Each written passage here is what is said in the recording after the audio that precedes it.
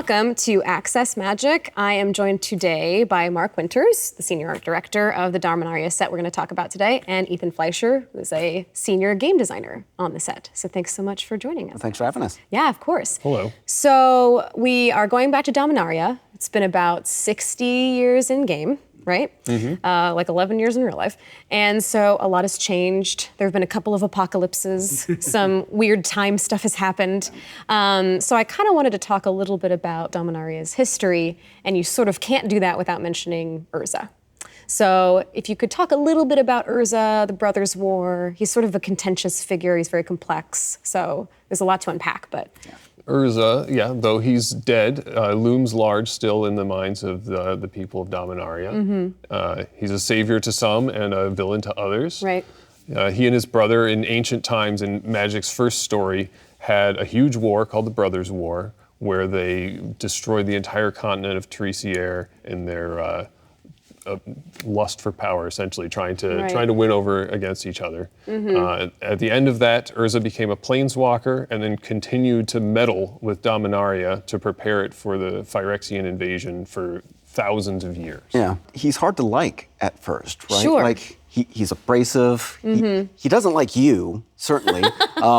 Me specifically? You specifically. Me specifically. But I mean, and people, he's not a very people person, right? Just in general. But he's still one of my favorite characters. Is he? In Magic. You like the morally gray? Yeah, I do. Aspect of him, yeah. I think in Karn's Planeswalker card, he's depicted in stained glass, looking over his shoulder. So yeah, the influence of Urza is certainly still in play in Dominaria. Right, and speaking of Karn, we're going to see Karn again. He had a connection to sort of another really iconic part of Dominaria's history, the Weatherlight. He was a member of the crew. I don't think he's not anymore, presumably. Right. He's sort of doing some soul searching. Do robots have souls? That's a question for another day. But he's doing some soul searching. But he was part of the crew of the Weatherlight.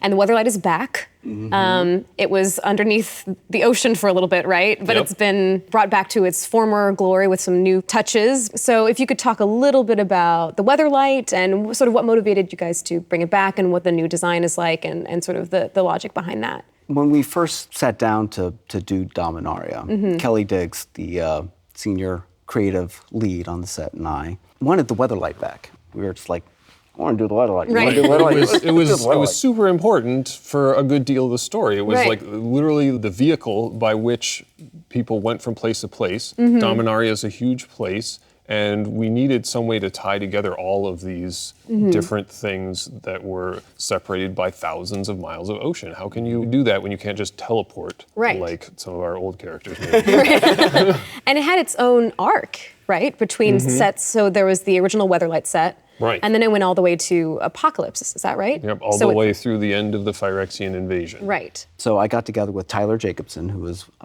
our concept artist working in-house at the time, and had him going on some sketches. But none of them were quite hitting me where they needed to.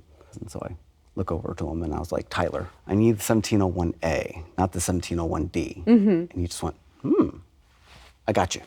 And so he goes back to his desk and he does just one more drawing and he hands it to me. And I was like, that's the thing. That's what got me in my heartstrings, you know? I was like, yeah, I was responding to it, but that was just me. But we have this wall where we're hanging concept art up. So I put it up, and the following morning, I hear this kind of high-pitched squeal coming from the other side. But I look over, and I can see Ethan's head because Ethan's a tall giant man. It was kind of a short wall. Right, so it's just like a sweet little Ethan head poking above the top. I just hear this high-pitched squeal coming from Ethan's giant body. And at that point, I knew, I was like, we're onto something here. Right. We're onto something here. So we continued the process of the design. That's great. So you're sort of capturing the original spirit of the Weatherlight, but it's still the Weatherlight that we've always known. I hope it evokes the same feelings that the original would. Yeah. Right. The other thing about Dominaria, the set, of course, is that we're returning to a lot of places that we haven't been to in many years. And the last time we left Dominaria, it wasn't in like the best place, right? There were a couple of apocalypses. Yeah. Things weren't looking great. Right. Last time we saw it, it was just ash fields and salt Rain flats. salts. Yeah. Everyone was wearing gas masks. We quickly settled into kind of springtime. It's springtime on Dominaria. I didn't know how we were going to get there. I didn't know what that meant. So Kelly and I were kind of like working it out. So we were like thinking vibrant renewal. And that ended up being a pretty strong theme. Right. Not just for like the picture making, but the cultures involved as well. Right. Something I love about the art too is you have these ruins that there's now foliage growing over. So you have the sense of, in just a single image, that there's history and also renewal in a lot of these places. It's surprisingly like how simple an idea it is. Right. But how difficult it was to come I by. bet. Yeah, originally. I bet. We took those two ideas and we tried to use that as an overlay for each culture that we were working on, like the Benalish. Right. So we saw a piece of Benalish art and it kind of had stained glass thing on it. We're like, what if that was a thing? What if it was enchanted somehow? Right. And it was as strong as metal. Right. Right. And just imagine a stained glass shield and a steel sword smashing against it. And the sword is shattering against the glass. Like, that doesn't even make any sense. Right, right. And so that actually became one of the first card concepts we came up with for the set. And I remember that piece of art. It's beautiful. Yeah. You know, there's all these places are finding a different sense of renewal. So, and you can kind of see how their design links to sort of their sensibilities. So in Benalia, it seems like there's sort of a spiritual reverence, and it evokes that connection to Church of Sarah. And then we have Tolaria and the Tolarian Academy. And would you talk a little bit about that design logic and how you kind of came up with a new look for... So Tolaria originally got destroyed back in the day, and now it's a series of campuses. Yeah, I had a lot of fun. I did a little bit of the work on Tolaria, and I was really inspired by this documentary about like students of Ludwig Wittgenstein, and they all acted really weird. And they all had the same accent.